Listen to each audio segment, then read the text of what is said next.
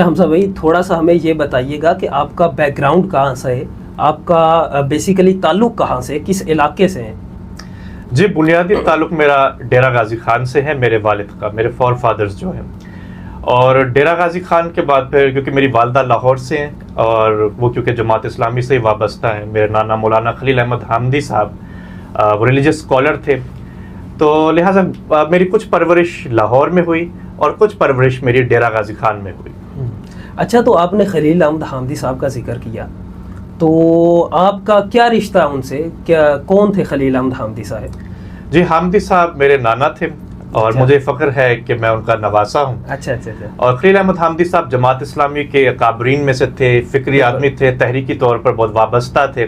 اور یہاں تک کہ مولانا مودودی کو عرب دنیا میں متعارف کرانے میں بھی ان کا بہت کردار رہا۔ بالکل اسی طرح وہ مولانا مودودی صاحب کے دستے راست آپ ان کو کہہ سکتے ہیں، جی، اور ترجمان تھے، ٹرانسلیٹر تھے ان کے۔ بالکل۔ تو پھر آپ نے، ظاہر سی بات ہے اگر آپ مولانا خلیل احمد حامدی صاحب کے نواسے ہیں تو آپ نے مولانا ابو العلا مودودی رحمۃ اللہ علیہ کو بھی پڑھا ہوگا، تو ان کا کیا لٹریچر، اس نے کیا فائدہ دیا آپ کو یہاں تک، اس پوزیشن تک پہنچنے کے لیے؟ کتنا ان کا جو لٹریچر تھا اس نے آپ کو سپورٹ کیا؟ جی میری جو فکری بالدگی ہے، پرورش ہے، جس طرح ایک انسان کی فزیکل جو جسمانی پرورش ہے، اسی طرح ایک فکری بالدگی بھی ہوا کرتی ہے۔ میرے گھر کا کیونکہ ماحول ایسا تھا کہ جس میں مجھے مولانا مودودی کا لٹریچر میسر آیا، تو میں نے اسے اچھی طرح میں نے پڑھا، اس کا میں نے اسے گیٹ تھرو کیا اور یہاں تک کہ اسے جذب کیا اپنے اندر۔ بہرحال کچھ اگرچہ ڈفرینسز بھی ہمارے قائم ہوئے، اور یہ بلکہ فکری ارتقاء کے لیے بہت ضروری ہے کہ آپ جمود کا شکار نہ ہوں، آپ آگے سے آگے بڑھتے چلے جائیں، لیکن میری فکری داغ بیل ڈالنے میں مولانا مودودی کا بہت کردار ہے۔ اچھا حمزہ بھائی یہ بتائیے گا کہ ایک شخص ہے جس کا تعلق کسی بھی اسی طرح کے تحریکی گھرانے سے نہیں ہے، اور ایک ہے جس کا اس طرح کے تحریکی گھرانے سے تعلق ہے اور وہ لٹریچر وغیرہ اس طرح کی چیزیں پڑھتا رہتا ہے، اس کے لیے یہ CSS پاس کرنا زیادہ آسان ہوتا ہے یا پھر ایک اس شخص کے لیے جس کا تعلق ہی نہیں ہے ان چیزوں سے؟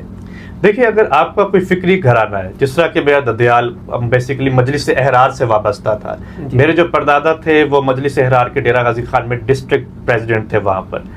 تو نواب زدہ نصر اللہ خان، سید عطا اللہ شاہ بخاری، ان کا لٹریچر بھی ہم پڑھا کرتے تھے، امجد علی لاہوری کا بھی پڑھا کرتے تھے، تو اس کی وجہ سے ٹھیک ایک پلس پوائنٹ ہے، آپ کو ایج ہوتا ہے کہ اگر آپ کا کوئی گھرانہ اسکالری گھرانہ ہے، وہ کتابیں میسر آتی ہیں، وہ لٹریچر پڑھتے ہیں، ایکسپوجر ہوتا ہے بنسبت اس شخص کے جس کے پاس نہیں ہے۔ لیکن یہ ایک شخص کی انٹرنل ارج ہوتی ہے، اس کی تحریک ہوتی ہے کہ وہ کس طرح کھوجتا ہے، کیوریوسٹی، تجسس اسے علم کی طرف راغب کرتا ہے، اور میرا ماننا ہے کہ جو شخص بھی علم کی طرف راغب ہے، انکلینیشن ہے، پروکلیوٹی ہے، تو وہ CSS کر سکتا ہے۔